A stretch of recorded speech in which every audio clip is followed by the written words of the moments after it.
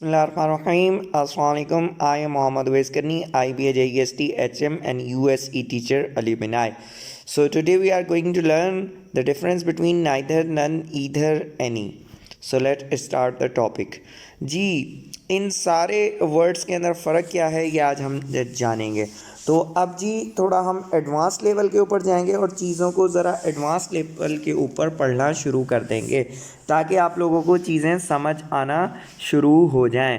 अब थोड़ा सा जो है ना आराम वाली सीट से उठ जाएं आप लोग और जी पढ़ाई को जो है ना बाकायदा तौर पे अब जो है ना एग्रेसिवली इसको पढ़ना शुरू करें, क्योंकि पिछला लेक्चर आप लोगों ने देखा होगा काफ़ी मतलब एकदम हमारा लेवल हाई गया है। तो अब ये इंशाल्लाह ताला हमारा लेवल हाई की तरफ ही जाता जाएगा। तो काइंडली जी मेहनत कीजिए, कोई चीज़ आपको ना समझ आए आप पूछिए, क्योंकि अब हमारा बेस बन चुका है। नाउन और प्रोनाउन और एडजेक्टिव्स की हमें नो हाउ आ चुकी है। अब हमारा जो लेवल है वो एडवांस लेवल के ऊपर है और अब हमने एडवांस साइड के ऊपर ही जाना है। तो अब जी अब हम देखते हैं difference between neither and none. अब इनके बीच में डिफरेंस क्या है। तो फर्स्ट ऑफ ऑल जी नाइदर जो है means nobody out of two. We can use neither और neither, both pronunciation are correct. ठीक है, अगर कोई इसको नीदर पढ़ता है या नाइदर पढ़ता है तो दोनों ही सही हैं जी, पहली बात। उसके बाद जी we can use in a negative sense, we can use neither in a negative sense. हम नेगेटिव सेंस में नीदर को यूज़ करते हैं।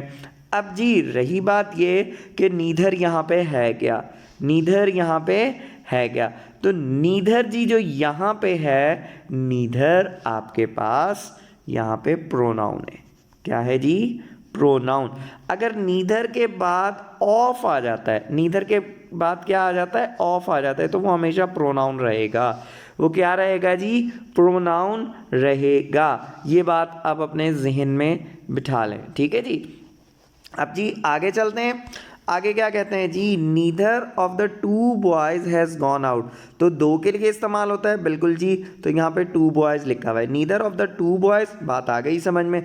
उसके बाद जी हेल्पिंग वर्ब जो है नीदर के साथ, नीदर और ईदर के साथ you are using the singular.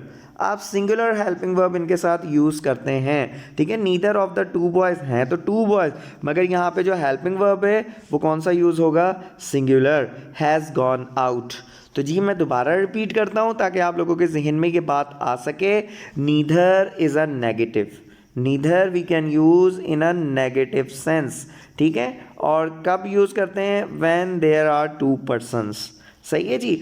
अब अगर नीदर के बाद आ रहा है ऑफ, नीदर के बाद क्या आ रहा है, ऑफ, तो नीदर हमेशा क्या है, प्रोनाउन। नीदर क्या है जी, प्रोनाउन। अच्छा जी, neither of the boys has gone out. अब यहाँ पे जो देखें जी टू बॉयज़ लिखा हुआ है, ठीक है। तो नीदर हमने पढ़ा था कि टू के साथ इस्तेमाल होता है, तो टू बॉयज़ आ रहा है। अगर इधर होता है थ्री तो फिर जी यहाँ पे क्या आना था, फिर यहाँ पे नन आना था, ठीक है। थ्री के लिए हम नन इस्तेमाल करते हैं। बहरहाल जी अब हम यहाँ पे देख लें कि अभी तो टू की बात हो रही है, तो टू के लिए हमने नीदर यूज़ करना है, neither of the two boys. अब जी जहन में एकदम बात आएगी कि हेल्पिंग वर्ब तो आएगा प्लूरल, हेल्पिंग वर्ब क्या आएगा, प्लूरल। बट जी ये आप लोगों ने बात याद रखनी है कि नीदर के साथ you can always use the singular helping verb. तो सिंगुलर हेल्पिंग वर्ब क्या है, हैज़ या हैव, तो जी बिल्कुल हैज़ है, तो हैज़ गॉन आउट। होपफुली जी ये आपको समझ आया होगा। अब हम एग्जाम्पल नंबर 2 देखते हैं। Neither will go there, neither will go there, वहाँ पे कोई भी नहीं जा सकता। तो अब यहाँ पे एक सिंपल सी बात है, यहाँ पे टू की बात भी नहीं और यहाँ पे ऑफ भी नहीं आया। अब यहाँ आप नीदर के साथ देखें, नीदर के साथ क्या आ रहा है, विल हेल्पिंग वर्ब आ रहा है, तो ये एज अ प्रोनाउन यूज़ हो रहा है यहाँ पे, एज अ प्रोनाउन, ठीक है जी। ये बात आई आप लोगों को समझ, ये क्या यूज़ हो रहा है, एज अ प्रोनाउन, ठीक है। नीदर विल गो देयर, क्या ये सेंटेंस सही है, मैं आपसे पूछता हूँ जी। यहाँ पे गोज़ नहीं होना था, देखें होना था ना जी। कितने स्टूडेंट्स कहते हैं कि जी यहाँ पे गोज़ आना था, शाबाश, थोड़ा सा दिमाग चकाएं। देखिए हम लिखते हैं ना ही गोज़, तो जी जैसे अभी हमने ऊपर भी पढ़ा कि जी नीदर क्या है, सिंगुलर है, और सिंगुलर के साथ हम सिंगुलर हेल्पिंग वर्ब यूज़ करते हैं। तो यहाँ पे ये गो क्यों आएगा, गोज़ आ सकता है ना। अब मेरी आप बात सुने, वो गोज़ वाला रूल हम प्रेजेंट सिंपल में यूज़ करते हैं। किस में यूज़ करते हैं? प्रेजेंट सिंपल में। Now we are dealing with the future simple. So the rule of the present simple cannot be applied while you are using the future simple tense. Simple, this is the answer.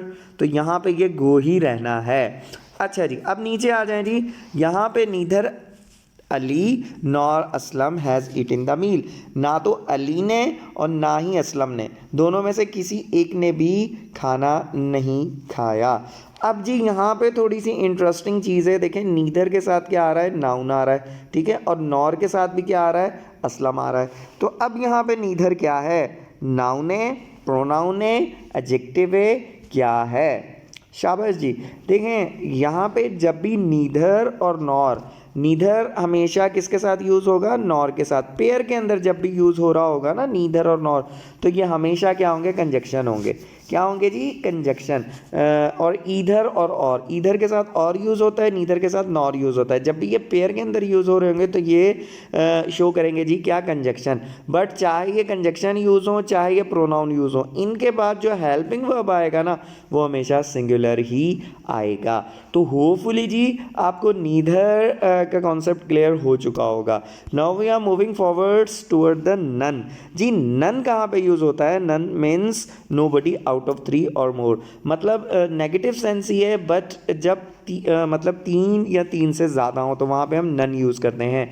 None of 30 students attended the class. None of 30 students, ठीक है जी, attended the class. तो यहाँ पे जी क्या आना है?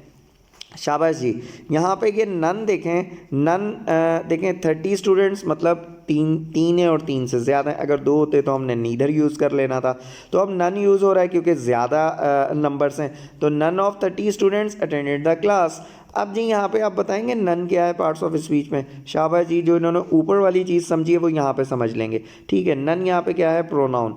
None क्या है यहाँ पे? प्रोनाउन। नीचे चलते हैं जी सेकंड नंबर एग्जाम्पल पे। None of these pens work. None of these pens work. जो पेन है उनमें से कोई भी काम नहीं कर रहा। तो नन आप सिंगुलर के लिए भी यूज़ करते हैं, नन आप प्लूरल के लिए भी यूज़ करते हैं। तो अब यहाँ पे देखें none of these pens worked. None of these, अब यहाँ पे देखें प्लूरल आ गया, ठीक है। नन ऑफ दीज पेन्स, अब यहाँ पे क्या आ गया? वर्कड आ गया। तो अब यहाँ पे नन क्या है? यहाँ पे नन जी आपका क्या है जी?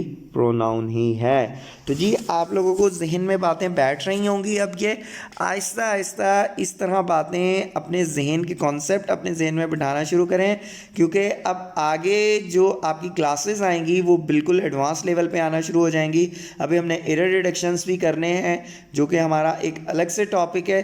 तो काइंडली जी अब इन चीज़ों को अपने जहन में बिठाएं, इनको वीडियोज़ को बार बार देखें।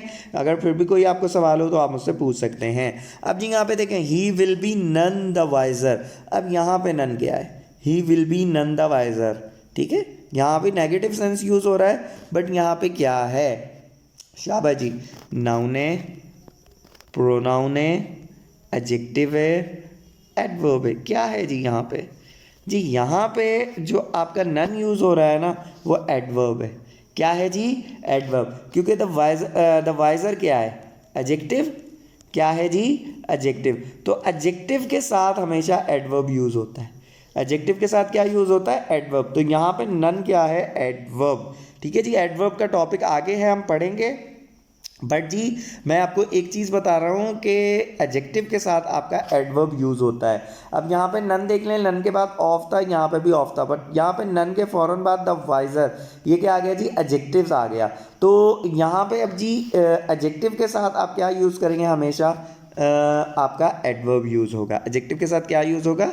एडवर्ब यूज़ होगा। अब हम आ जाते हैं जी अपने जो लेक्चर है उसके सेकंड पार्ट की तरफ, डिफरेंस बिटवीन ईदर और एनी। सो सबसे पहले हम ईदर को देखते हैं। ईदर क्या है जी? पॉजिटिव ऑफ नीदर, ठीक है। ईदर क्या है? Positive of neither. तो जी either is use to indicate each one out of to.